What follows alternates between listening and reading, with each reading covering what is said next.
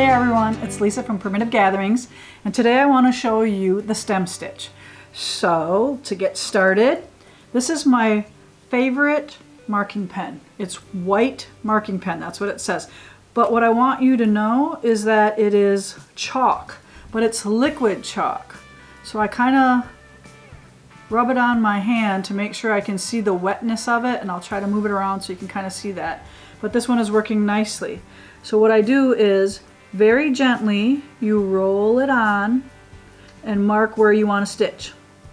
And remember, this is liquid chalk, so we have to give it a minute to dry.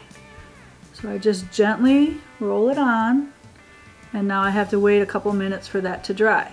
So if you've had one of these before and you try to press really hard, it doesn't really work. So make sure you put the cap on nice and tight to protect that liquid chalk part of it so it doesn't dry out on you. But again, Clover, liquid pen, chalk. Now, the reason why I like this is because it doesn't brush off while you're stitching. Most of the chalk markers out there will go away after you have a few stitches on. This one will not. But if you do want to get it off, all you have to do then is just hit it with a steam iron and it'll go away. So don't mark everything if you're going to have to put an iron on it, because it will go away. So kind of keep that in mind, that it does go away with steam and heat. So I have one leaf here that's all ready to go and all nice and dry.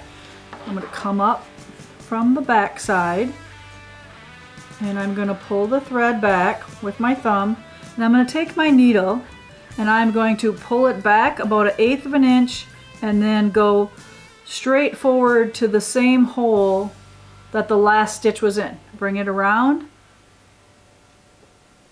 1/8 of an inch stitch to the hole.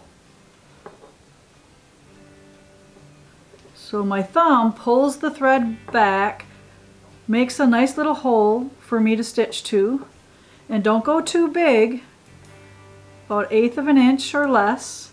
And then you see how it's making like this nice little rope stitch? If you accidentally throw your thread around the other way, it's going to make a stitch, but it's going to look more like a wire. It's going to look nice and tight and smooth, where this stitch, if you go counterclockwise, it makes it look more like a rope stitch, like it's braided.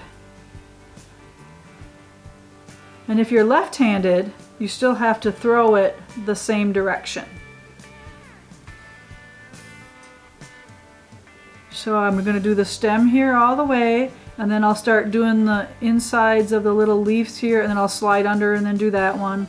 And then that's how you do the stem stitch. But let me just show you how to end too. So let's just say I ran out of thread. So I'm going to go forward to the back side, take a little bite. By now you know how to end if you've watched any of the other videos. Alright, so now I'm going to put a knot in, and where you want to start is where, not where you ended, but where the last stitch ended. And then kind of, if you can see this really good, you're going to like slip from underneath, bring it around, and then continue stitching like so. Okay, so that's the stem stitch.